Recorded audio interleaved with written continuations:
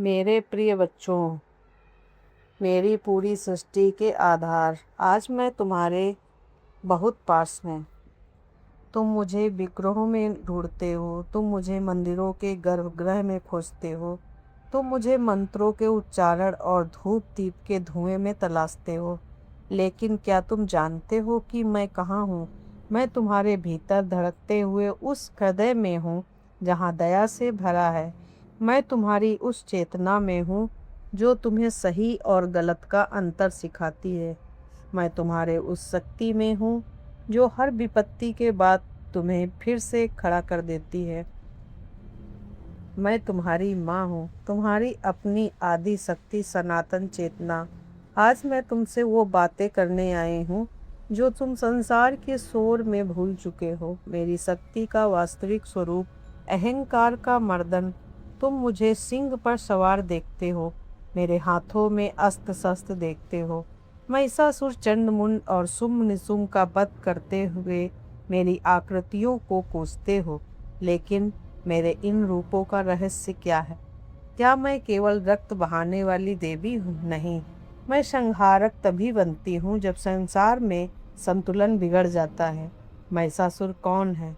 वो कोई बाहरी राक्षस नहीं था, वह तुम्हारे भीतर का अहंकार है जो सोचता है कि मैं ही सब कुछ हूँ।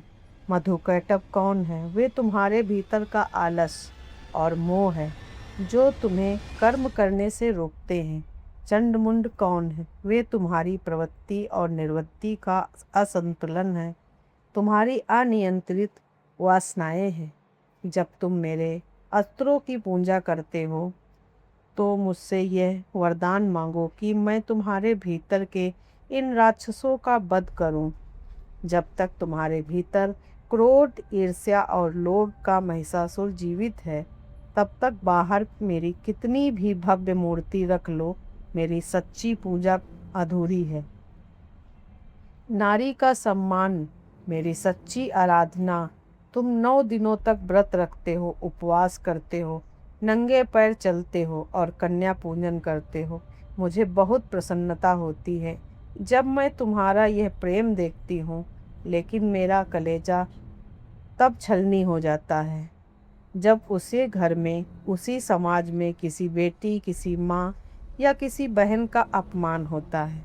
या देवी सर्वभूतेषु मातृरूपेण संस्थिता, नमस्तस्यै नमस्तस्यै नमस्तस्यै नमो नमः। जब मैं हर जीव में, विशेषकर नारी में, मातृ रूप में स्थित हूँ, तो समाज में स्त्रियों का अत्याचार क्यों है? हाँ मेरे बच्चे, यदि तुम मेरी पूजा करते हो तो अपनी दृष्टि को पावन बनाओ। संसार की हर स्त्री में मेरी छवि देखना सीखो। जिस दिन इस धरती पर एक भी स्त्री असुरक्षित महसूस नहीं करेगी, उस दिन समझना कि तुम्हारी नवरात्र की पूजा सफल हो गई। अपनी माताओं की सेवा करो, अपने जीवन संगिनी को सम्मान दो और अपनी पुत्रियों को शक्ति का रूप बनने के लिए प्रेरित करो। उन्हें कमज़ोर मत बनाओ, उन्हें दुर्गा बनाओ। विपत्ति से डरो मत, मैं तुम्हारे साथ हूँ। मेरे बच्चों, मैं जानती हूँ कि ये कलयुग का समय है। जीवन में संघर्ष बहुत बढ़ गया है। कभी कभी तुम टूट जाते हो, तुम्हें लगता है कि तुम अकेले हो। तुम रोते हो और मुझसे पूछते हो, माँ तू कहाँ है? तू मेरी सुनती क्यों नहीं है? सुनो मेरे बच्चे, जब तुम संकट में होते हो, मैं तुम्हारे सबसे करीब होती हूँ। जैसे एक सुनार सोने को आग में तपाता है ताकि वह कुंदन बन सके, वैसे ही मैं तुम्हें विपरीत परिस्थितियों की आग में तपाती हूँ ताकि तुम्हारी आत्मा निखर सके। डरो मत, तुम्हारी माँ के रहते इस ब्रह्मांड में कोई ऐसी शक्ति नहीं है जो तुम्हें पूरी तरह नष्ट न कर सके। तुम मेरे सिंह की संतान हो। कायरों की तरह जीना छोड़ दो। कर्म ही तुम्हारी सबसे बड़ी पूंजा है। कई लोग सोचते हैं कि दिन रात केवल मेरा नाम जपने से या कर्मों से जी चुराकर केवल भाग्य के भरोसे बैठने से मैं प्रसन्न हो जाऊंगी। ये तुम्हारी भूल है। मैं कर्मयोग की जननी हूँ। मैंने स्वयं दुष्टों के संहार के लिए बार बार अवतार लेकर कर्म किया है। इसीलिए अपने कर्तव्य से मत भागो। चाहे तुम एक छात्र हो, एक कर्मचारी हो, एक माता पिता हो या देश के नागरिक, अपने काम को पूरी ईमानदारी से करो। फल की चिंता मुझे सौंप दो, तुम बस अपना सर्वश्रेष्ठ दो। जब तुम निस्वार्थ भाव से कर्म करते हो तो वह कर्म ही तुम्हारा मंत्र बन जाता है और तुम्हारी मेहनत ही मेरी आरती बन जाती है। दीन दुखियों की सेवा करो, भूखों को अन्न दो, प्यासे को पानी पिलाना और किसी निराश व्यक्ति के चेहरे पर मुस्कान लाना, यही मेरी 100 चंडी पाठ करने से भी बड़ा पुण्य है। प्रकृति की रक्षा करो, मेरी देह की रक्षा करो। यह धरती, ये नदियाँ, ये पर्वत, ये शुद्ध हवा, ये सब मेरी ही देह का विस्तार हैं। तो मुझे शाकंभरी कहते हो जो वनस्पति देती हैं, तुम मुझे गंगा कहते हो जो जीवन देती हैं। लेकिन आज मनुष्य ने अपने स्वार्थ में मेरी इस सुंदर प्रकृति को लहूलुहान कर दिया है, नदियों को प्रदूषित कर रहा है, पेड़ों को काटा जा रहा है, मूक पशुओं पर अत्याचार हो रहा है। यदि तुम प्रकृति का विनाश करोगे तो मेरे महाकाली रूप के प्रकोप से तुम्हें कोई नहीं बचा पाएगा।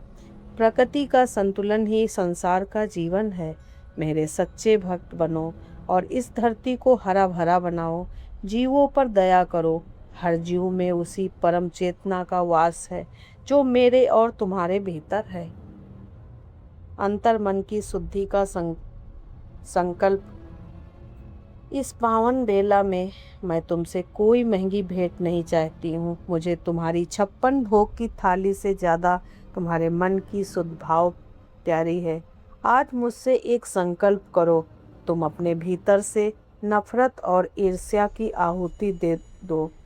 तुम किसी का दिल नहीं दुखाओगे, तुम अपनी वाणी में मधुरता लाओगे, क्योंकि तुम्हारी जीभ पर भी सरस्वती का वास है। तुम हर परिस्थिति में धैर्य रखो।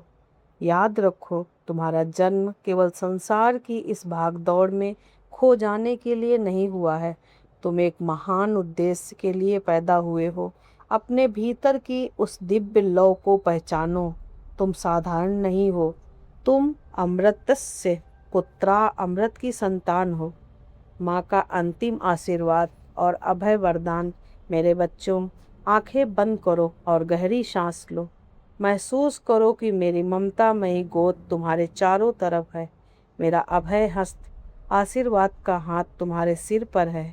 जब तक सूर्य, चंद्रमा और तारे हैं, तब तक मेरा प्रेम तुम्हारे लिए है। तुम कभी अकेले नहीं थे, ना हो और न कभी रहोगे। जागो, उठो और संसार में प्रेम, करुणा और साहस का प्रकाश फैलाओ। हर भय का सामना डटकर करो, क्योंकि तुम्हारी पीठ पर स्वयं आदि पराशक्ति का हाथ है।